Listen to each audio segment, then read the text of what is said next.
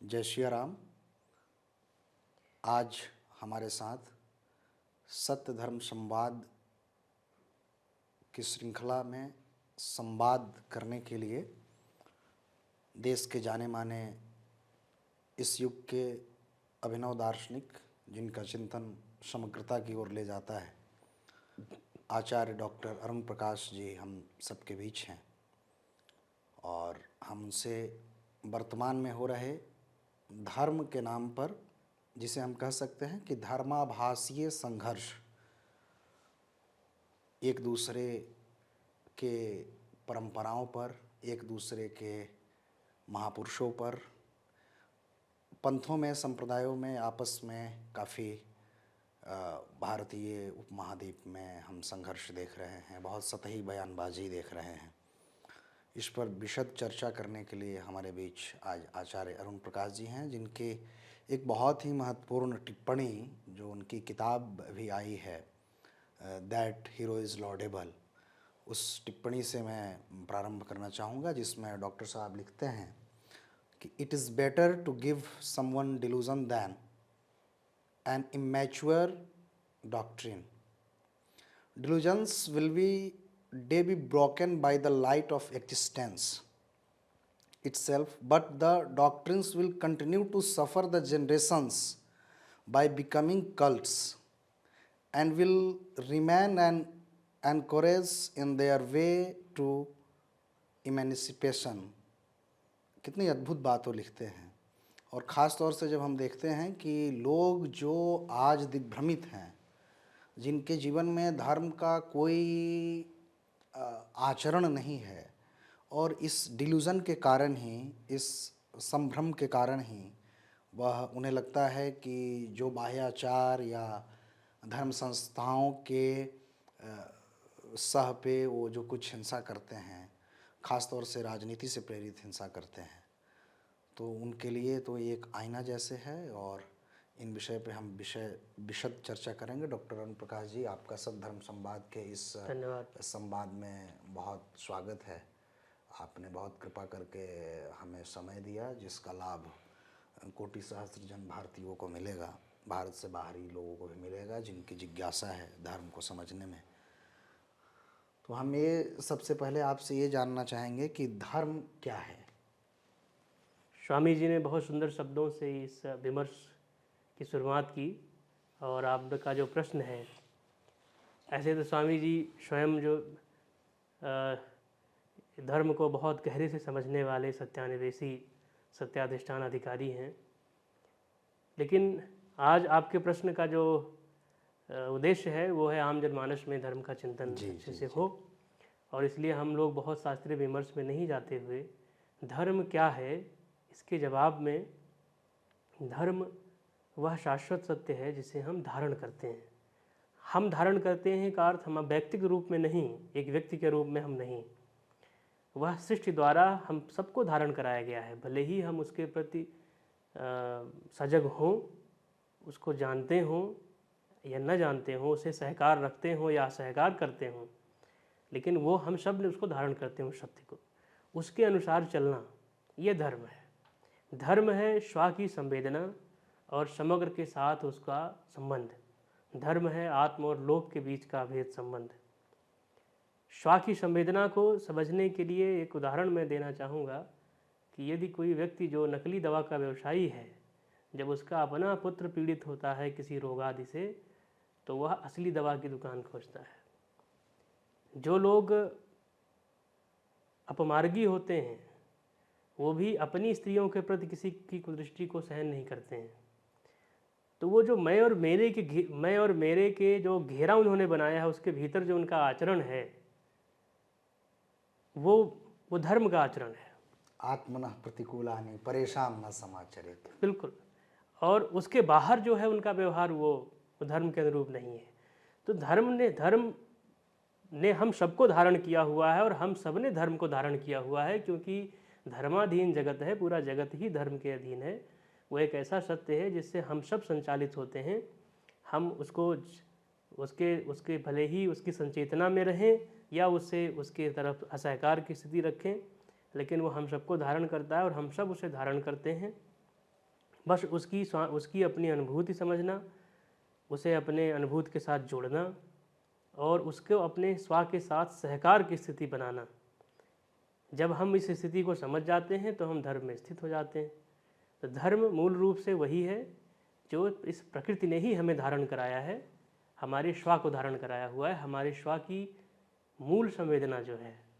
और जब स्व की संवेदना आती है तो फिर स्व के अलावा पर की भावना नहीं होती है। उस संवेदना को जीना ही धर्म है। बहुत सुंदर आपने जो धर्म की परिभाषा रखी, जो सामान्य लोगों की समझ की है, एक शास्त्रीय दृष्टि से भी वह अनुकूल है और एक नए शब्दों में और लोगों को समझने के लिए आप जैसा कह रहे थे कि अपनी परिधि में तो वह जिन आचरणों को करते हैं, लेकिन बाहर जैसे कि आज देखते हैं कि धर्म रक्षा के नाम पे लोग कैसे दूसरे के पंथ के आज महापुरुषों को गाली देना और उनका धर्म अपने आंतरिक खोज या इनर प्रैक्टिस नहीं, जो भी है बाहर है। और ख़ास तौर से जैसा कि आपने कहा कि जो अपमार्गी होते हैं वो अपने परिवार के स्त्रियों के प्रति भी नर्म दृष्टि रखते हैं। तो इसको मैं ऐसे जोड़ना चाहूँगा कि जो आजकल पूरे भारतीय परिदृश्य में नहीं कह रहा हूँ, पूरे वैश्विक परिदृश्य में जो नेता लोग धर्म के नाम पर क्रांतिकारी दूसरे के बच्चों को बनाना चाहते हैं, उनके बच्चे बहुत अच्छे से विदेश में सेट होते हैं, बहुत अच्छे से पढ़ाई कर रहे होते हैं, उनके बच्चे किसी धर्म युद्ध में, तथाकथित धर्म युद्ध में मारे नहीं जाते हैं और वो बहुत सेव होते हैं। तो इस बातचीत की कड़ी में ठीक इस बात आपके संवाद से ही एक नया प्रश्न निकला। मैं जानना चाहूँगा कि आज जो ख़ास तौर से हमारे भारत में जो आप देख रहे हैं, तमाम अखबार, समाचार चैनलों, मीडिया के अन्य माध्यमों से अनेक जगहों पे बहुत संघर्ष है आम जनमानस में धर्म को लेकर, और वो समुदायों के बीच बहुत एक विषाक्त स्वरूप लेते जा रहा है। उस पर आप क्या कहना चाहेंगे, उस पर आपकी क्या दृष्टि है? ये जो संघर्ष है परस्पर, ये भले ही धर्म के नाम पर हो, लेकिन ये संघर्ष धारणाओं का है। धर्म का तो कोई संघर्ष होता नहीं है। क्या बात है। भेद विभाव के होते हैं, स्वभाव में भेद नहीं होता है। धर्म स्वभाव है, भेद विभाव के होते हैं, उद्दीपन के होते हैं, हमारी आग्रहों के भेद होते हैं। और धर्म का क्षेत्र शुरू वहीं से होता है जहाँ हम अपने विभावों का विसर्जन कर देते हैं, जहाँ व्यक्तिकता का विसर्जन कर देते हैं। धर्म शुरू वहीं से होता है। अब हमने उसे धर्म कह करके परस्पर संघर्ष कर रहे हैं, कई लोग उसे पंथ कह करके परस्पर संघर्ष करते हैं, लेकिन ये हमारे यहाँ शास्त्रीय दृष्टि से भी देखें तो व्यास जी का ही कहना है कि धर्मो यो भारते धर्म सधर्म को धर्मो अविरोधी हो तो धर्म सधर्मा मुनिषत्तम। मुनियों ने जिसे धर्म माना है वो अविरोधी होता है, अवरोधी नहीं होता है। धर्म की मार्ग की बाधा नहीं बनता। धर्म ही वही है जहाँ परस्पर संघर्ष नहीं है, जहाँ सारे विभाव विसर्जित हो जाते हैं, सिर्फ स्वभाव बचता है। उसको किसी अलंकरण की आवश्यकता नहीं है, उसके लिए किसी लौकिक पक्ष में किसी तरह की कसौटियों की आवश्यकता नहीं, कुछ पैरामीटर नहीं चाहिए उसके लिए जैसे हमने कुछ धारणाएं बना ली हैं कि ये धर्म है, ये धर्म नहीं है, ऐसी कोई व्याख्या वहाँ नहीं होती है। समस्त भूमि धर्म होती है, धर्म अधर्म का विभाजन नहीं होता उस पटल पे। तो ऐसी स्थिति चूँकि धर्म की जो होनी चाहिए वो ना हो करके जब हम अपने धारणाओं को ही हमने धर्म मान लिया है तो संघर्ष होगा ही। क्योंकि वैसे भी यदि हिंसा को बहुत गहराई में देखें तो हिंसा का बड़ा गहरा प्रतिपादन व्यास जी ने भी किया है, पतंजलि जी ने भी किया है, और एक जो ज़्यादा प्रचलित नाम अहिंसा के साथ जिनका जुड़ाव जैन परंपरा में तीर्थंकर महावीर का है। मैं इसमें एक कड़ी जोड़ना चाहूँगा। आजकल नाम मैं लेना नहीं चाहूँगा, लेकिन बहुत सारे ऐसे आभासिक दुनिया पे वीडियो देखता रहता हूँ, बड़े चैनलों पर लोगों को देखता रहता हूँ, बोलते हैं वो महाभारत से संदर्भ एक श्लोक का लेते हैं कि अहिंसा परमो धर्मः, धर्म हिंसा तथैव च। हे हिंदुओं, तुम नहीं जानते हो कि तुम्हें ये कहा ही नहीं, तुम्हें तो ये बताया ही नहीं गया। लोगों ने छुपा लिया, वामपंथियों ने छुपा लिया, अमुक लोगों ने छुपा लिया कि धर्म के नाम पे हिंसा जायज है और धर्म के नाम पे हिंसा करनी ही चाहिए धर्म रक्षा के लिए। तो फिर आप अपनी बातचीत को आगे जारी रखिए और इस पर आपका प्रकाश मैं चाहूँगा। निश्चित ही, जैसा स्वामी जी ने जिस श्लोक की बात की, ऐसा कोई श्लोक महाभारत में नहीं है। अहिंसा अहिंसा परमो धर्मा, धर्म हिंसा तथैव च, ऐसा कोई श्लोक ही नहीं है। तथा अहिंसा परम तपः, आगे का पद जो अच्छा, अहिंसा परम तप है। हाँ, अहिंसा परम तप है, ऐसा कहा गया है। और व्यास जी का निराकरण है कि जो लोग अपनी नितांत व्यक्तिगताओं आत्मकृति में फंसे हुए हैं, जो अपने आत्म के प्रति एकदम असहकार की स्थिति में, वही हिंसा करता है। ये व्यास जी का ही निर्णय है।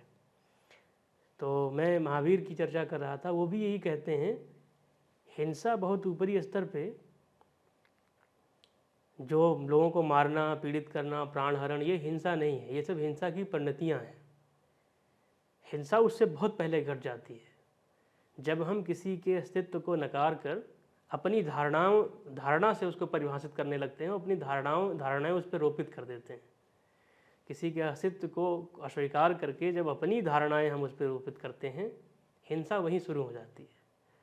जो पांथिक संघर्ष हैं, जो पांथिक प्रवंचनाएं हैं, उनके मूल में हिंसा के मूल में पांथिक प्रवंचनाएं ही हैं। इसलिए क्योंकि हर पंथ ने अपने नारायण को सत्य कह रखा है। अच्छा, नारायण यहाँ रूपक है। अपने ईश्वर को, अपने नारायण को सबने सत्य कह रखा है, जबकि हमारे यहाँ सत्य नारायण है, यानी जो सत्य है वही ईश्वर है। महावीर भी सत्यम भयम कहते हैं, सत्य ही भगवान है। वाल्मीकि जी ने कहा है, सत्यम यो ईश्वरे लोके सत्य धर्म सदाश्रिता, सत्य सर्वाणि मूलानि। सत्य ही ईश्वर है, ईश्वर सत्य है, ऐसा संघर्ष जैसे आता है, वही मार शुरू हो जाती है। और मेरा ही ईश्वर सत्य है, जब ये आता है तो और भी बस स्थिति होती है। तो ऐसे में जब हमने दूसरे के अस्तित्व को एकदम नकार दिया, जैसे कि तमाम धर्मों में है कि भाई जो हमारे में नहीं शामिल है उसको, उसका अस्तित्व हम स्वीकार ही नहीं करते। तो सारे संघर्ष का मूल तो सारे जो पांथिक प्रवंचनाएं हैं वो हैं। धर्म में तो ऐसी कोई विभाजन किसी के लिए हो नहीं सकता। इसको पांथिक प्रवंचना ही कहना चाहिए, धर्म नहीं कहना चाहिए। हाँ, बल्कि धर्माभास कई लोग कहते हैं। धर्माभास भी नहीं है, तो धारणाओं का संघर्ष है विशुद्ध रूप से। धर्म का तो कहीं स्पर्श ही नहीं है यहाँ पे। धर्म में तो ऐसे विभाजन हो ही नहीं सकते। धर्म का सबसे बड़ा चमत्कार है मनुष्य के बीच के भेद को खत्म कर देना। क्या बात। अगर धर्म का कोई चमत्कार हो संसार में तो मनुष्य के बीच का जो भेद है वो खत्म करना। समस्त जड़ चेतन को लेकर के एक समग्र भाव की चेतना अपने स्वयं के चेतना के साथ जोड़कर, स्वयं की समग्र के साथ महाभावमयी चेतना स्थापित करना, ये धर्म है। धर्म का चमत्कार यही है, धर्म का अभीष्ट यही है। अगर धर्म के नाम पर संघर्ष होता है तो वो धर्म नहीं है, धर्माभास नहीं है, वो धारणाओं का संघर्ष है। धर्म का स्पर्श जिन्हें नहीं है वो ऐसा करते हैं। जो आत्म विस्मृति में हैं, अपने स्व के प्रति पूरी तरह से असहकार में हैं, दूसरे के प्रति तो हिंसा बाद में करते हैं। जो व्यक्ति अपनी ही आत्मसंधान नहीं करता, जो स्वयं के प्रति जिसका सहकार नहीं है, जिसकी अपने साथ मैत्री नहीं है, वो फिर पूरे जगत के साथ शत्रुता रखेगा ही रखेगा। यहाँ जब स्वयं के साथ मैत्री स्थापित हो जाएगी तो पूरे जगत के साथ मैत्री स्थापित हो जाएगी। भीतर हिंसा होगी तो सर्वत्र हिंसा ही हिंसा होगी, और भीतर अहिंसा बैठ जाएगी तो फिर कहीं हिंसा होगी ही नहीं। अहिंसा प्रतिष्ठायाम तत्सनिधो वैर त्यागा, पतंजलि कहते हैं कि जिसमें अहिंसा प्रतिष्ठित हो जाएगी उसके वैर सहज छूट जाएंगे। संघर्ष चल रहे हैं क्योंकि हम में हिंसा है, हमें भय है, इसीलिए हम दूसरे को मारते हैं। चलिए, सिंह तो शिकार करता है भोजन के लिए, ये बात समझ में आती है। सर्प एक मनुष्य को क्यों काट लेता है? हम तो उसके शिकार भी नहीं, हमारे मांस को भी नहीं खाना है उसे, क्योंकि आपने उसे ये भय दे रखा है कि आप उसे मार देंगे, इसलिए पहले वो अपनी रक्षा में आपको मार देता है। धर्मों ने जिसको पांथिक प्रवंचनाएं हैं, धर्म को न समझ करके इन्होंने यही भय एक दूसरे को दिया है कि इससे पहले कि ये हमें मारे, हम इसे मार देते हैं। और सारा जो हिंसा है, सारी की सारी जो वैमनस्यता है संसार में, वो इसी भय के कारण ही है। आप किसी को अभय कर दो, आपसे ये किसी को भय ना रहे कि हमें मारेंगे या हमारे अस्तित्व का अनकार करेंगे, तो वो क्यों आपको आपसे डरेगा और क्यों आपको इस दुनिया से हटाना चाहेगा? तो ये तो बहुत सहज समझने वाली बात है।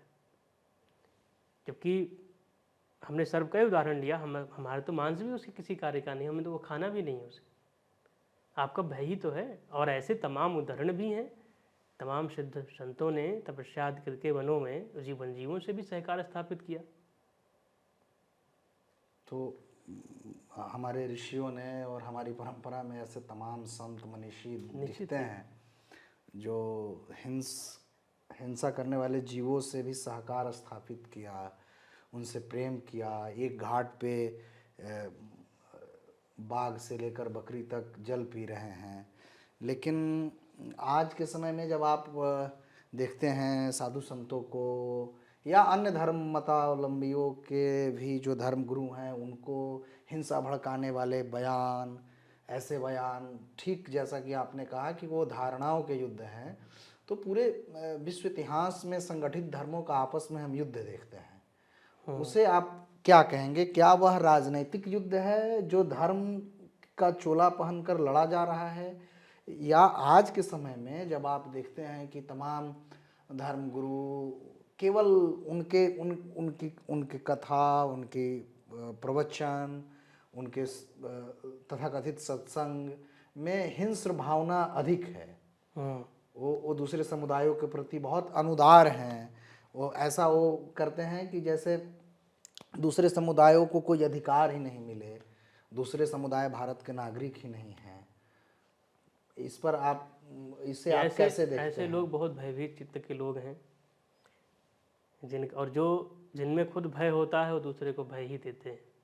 जिसमें हिंसा होती है वो दूसरे को हिंसा ही देते हैं। जब धर्म आदि की जो संस्थानिक स्वरूप है धर्म का, क्योंकि एक तो धर्म जो शाश्वत है, जो हम सबको धारण किए हुए और हम सब ने इसे धारण किया हुआ है, मनुष्य मात्र, जीव मात्र। हाँ, उसके बाहर कोई नहीं है, उसमें किसी की वर्जना नहीं है, किसी का स्वीकरण नहीं है, किसी के प्रति हिंसा का भाव नहीं है। एक तरफ हमने धर्म का एक सांस्थानिक स्वरूप बना रखा है, तो उसके कुछ सिद्धांत हमने रचे हुए हैं, कुछ टकसाली गढ़ी हुई है। अब उसमें यह है कि भाई ऐसे वस्त्र पहनने वाले जो हैं वो धार्मिक होंगे, ऐसे नहीं वाले, ऐसे ये वाले नहीं होंगे, ऐसे तिलक करने वाले होंगे, ऐसे भोजन पाने वाले होंगे, ऐसे उठने बैठने वाले होंगे। ऐसे हमने बहुत से उनके लिए बहुत ऊपरी स्तर पे कुछ नियम बना लिए हैं। तो उस आधार पे वो लोग चल रहे हैं अपने अपने सिद्धांत लेकर के। वो लोग उन्हीं सिद्धांतों को सत्य मानकर चल रहे हैं। उनको लगता है जिस मार्ग पे हम चल रहे हैं हमारा मार्ग सत्य है, बाकी सारे मार्ग असत्य हैं।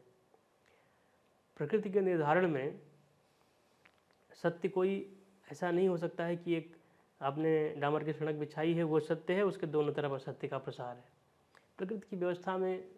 और रोचक बात यह है कि जिन जिन लोगों को कैवल्य या मोक्ष की प्राप्ति हुई, ये बहुत रोचक बात है स्वामी जी, किसी को एक तरीके से या एक जैसे साधना से नहीं मिली।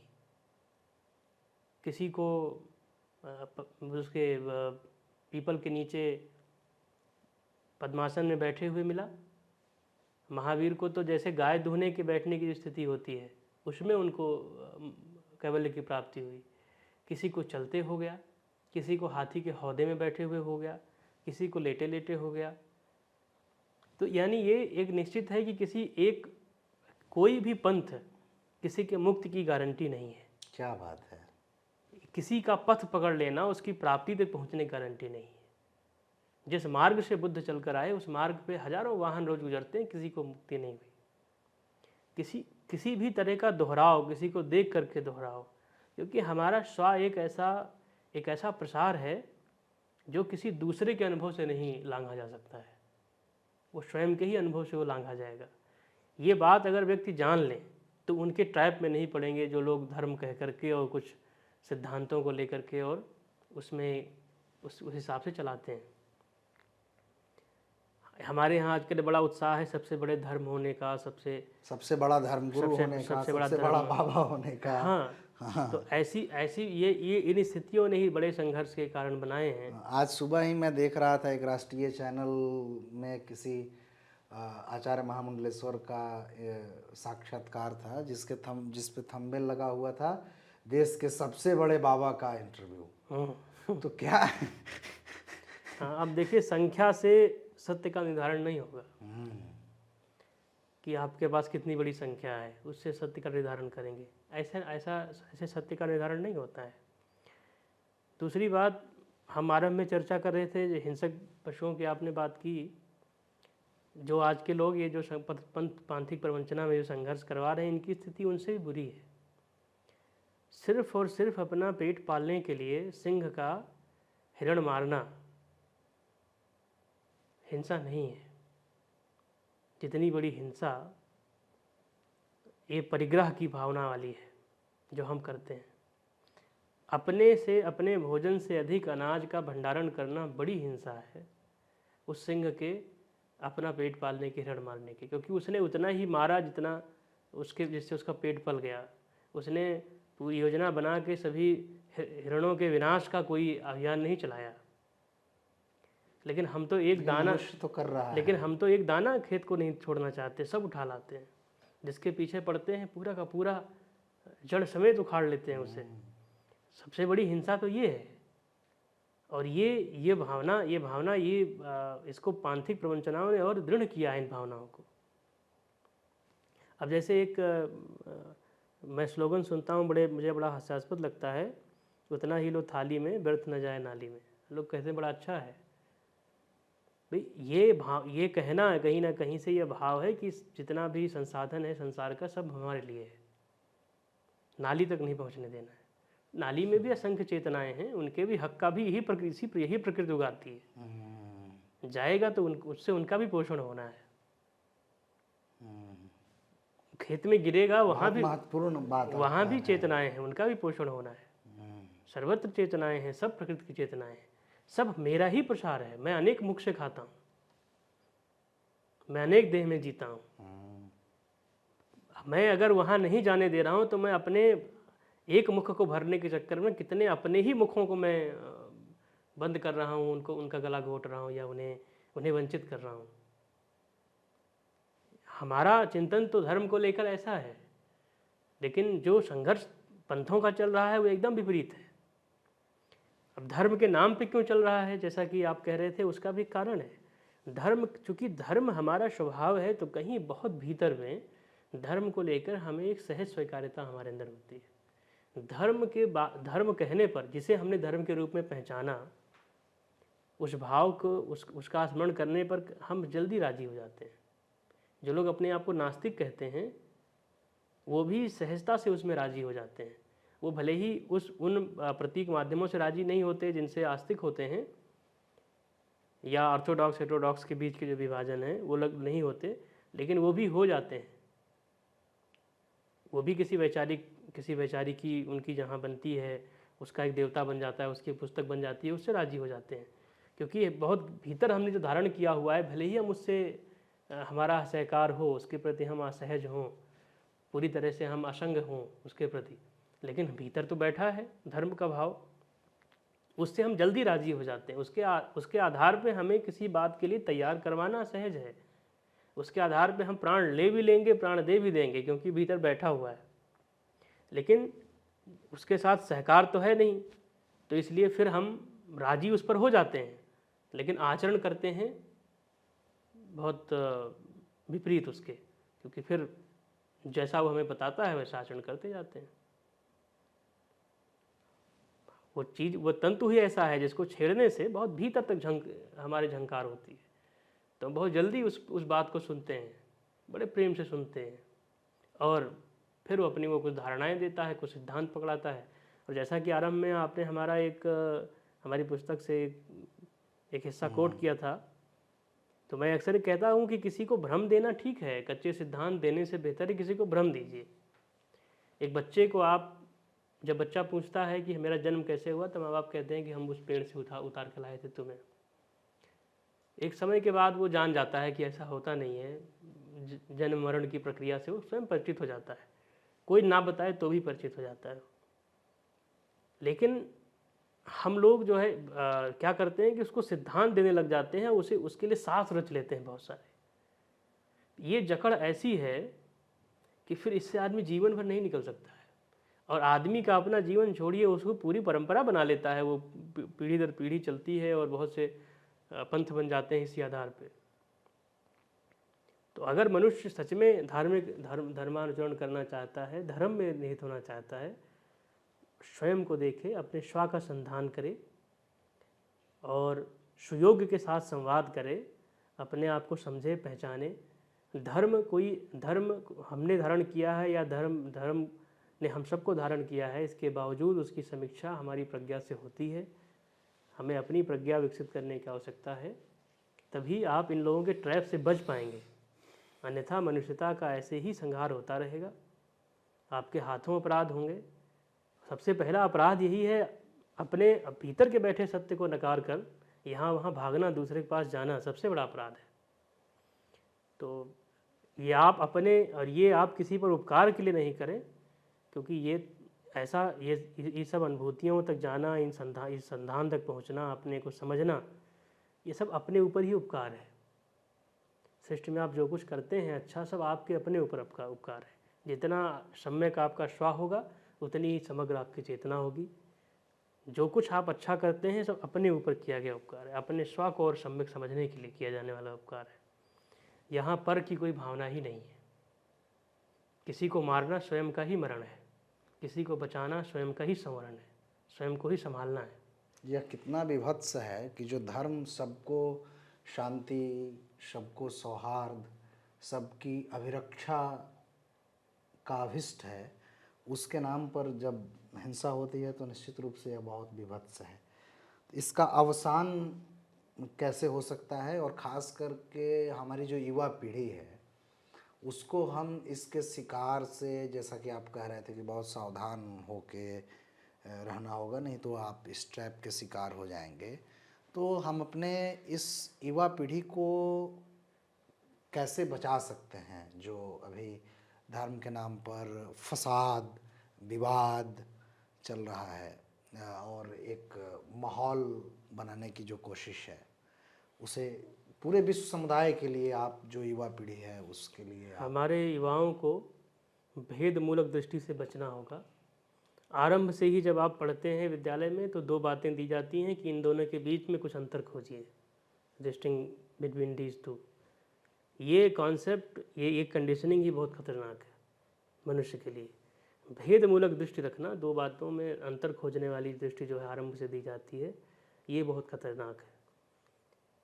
क्योंकि एक बार डाइवर्सिटी को स्वीकार लेने के बाद, बातें मीठी बहुत लगती हैं, सबकी धारणाएं बनी हुई हैं, वो ठीक बात है कि यूनिटी विद इन डाइवर्सिटी।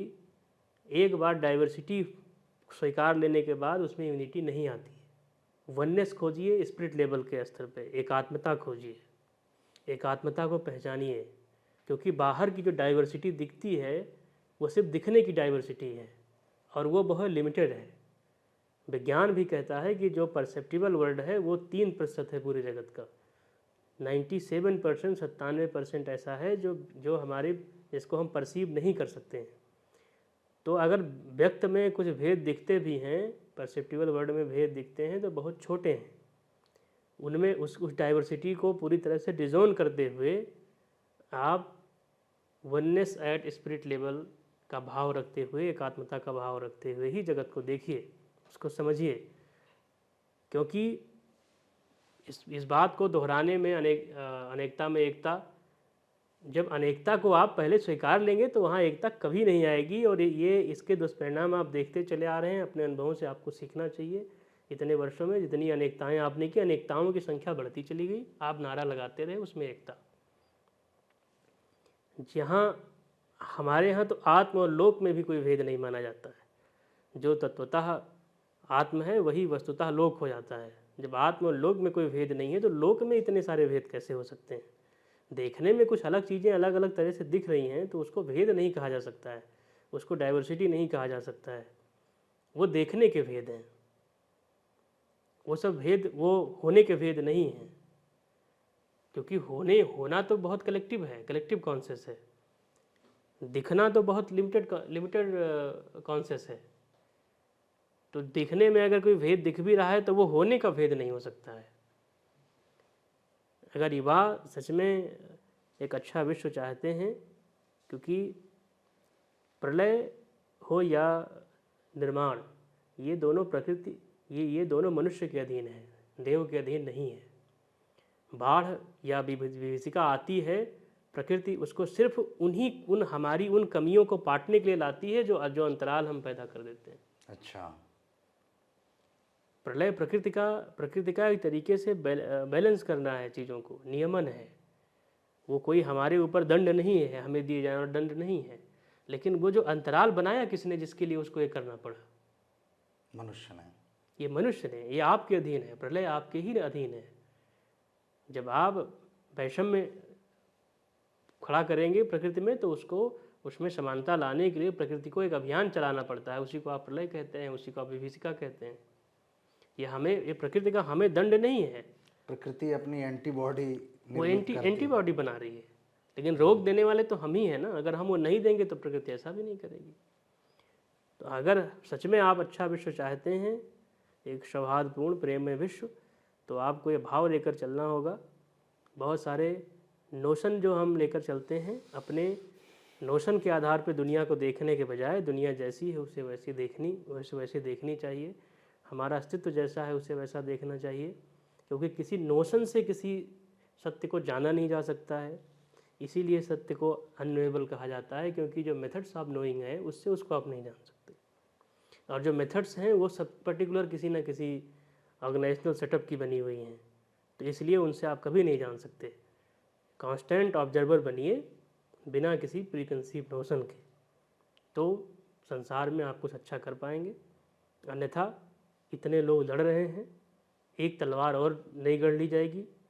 धरती के हृदय में लोहे की कमी नहीं है, लेकिन उस लोहे का उपयोग उसे वापस किसी मनुष्य का रक्त बहाकर उस धरती में भरने के लिए न करते हुए निर्माण के लिए करिए। ये इसी भाव के साथ धर्म को समझिए, धर्म को जानिए, संवाद करिए। बहुत बहुत आभार। स्वामी जी का एक बड़ा अच्छा प्रकल्प है, मैं उसका उल्लेख कर देना चाहता हूँ। स्वामी जी ने सत्य धर्म संवाद नाम से एक प्रकल्प आरंभ किया है। उस प्रकल्प के बारे में थोड़ा बता देता हूँ। जैसा कि मैंने बीच में भी कहा है, हमारे यहाँ सत्यनारायण का कॉन्सेप्ट है, सत्य ही नारायण है। लेकिन पांथिक प्रवंचनाओं में पंथों ने क्या किया, अपने अपने नारायण को ही सत्य कहना शुरू कर दिया। इसलिए बहुत संघर्ष हुए। ये संघर्ष एक भौगोलिकता के अंदर भी बहुत हैं, हमारे देश में भी कई सारे पंथ हैं और वैश्विक स्तर पे भी हैं। इससे निकलने के लिए और धर्म को सही रूप में समझने के लिए सत्य को समझना जरूरी है, क्योंकि सत्य ही धर्म का आश्रय है, सत्य ही इस जगत में ईश्वर है। और इसको सबने स्वीकारा है, सभी पंथों ने, भारत के जितने भी चिंतन हुए, जितने भी परंपराएं रही, सबने इसे स्वीकारा है। लेकिन उसे जानने का तरीका क्या हो सकता है? तो उससे जानने का तरीका है संवाद, सम्यक रूप में किया गया वाद से ही तत्व का बोध होता है। सम्यक रूप में जब आप वाद करते हैं, जब आप संवाद करते हैं, तो ही आप सत्य को जानने के लिए प्रशस्त होते हैं। जानने की यात्रा तो बहुत लंबी है, फिलहाल संवाद आपको उसके लिए प्रशस्त कर देगा। तो एक बहुत महत्वपूर्ण प्रकल्प स्वामी जी के माध्यम से इस जगत के लिए एक अच्छी दृष्टि निर्मित करने के लिए और लोगों को उस पथ पर प्रशस्त करने के लिए आपने बड़ा अच्छा प्रयास शुरू किया है। इसी क्रम में हम ये चर्चा भी कर रहे हैं, और भी चर्चाएं होंगी और बहुत सारे संवाद होंगे। जी। जो आप लोगों की जिज्ञासाएं होंगी उस पर भी बातचीत होगी। आपकी जिज्ञासाएं आमंत्रित हैं धर्म पे, अध्यात्म पे, और धार्मिक आध्यात्मिक धर्मशास्त्रीय दृष्टि से समाज और राष्ट्र पे। बहुत बहुत आभार आचार्यवर, इतना महत्वपूर्ण समय देने के लिए। जय श्री राम। जय श्री राम।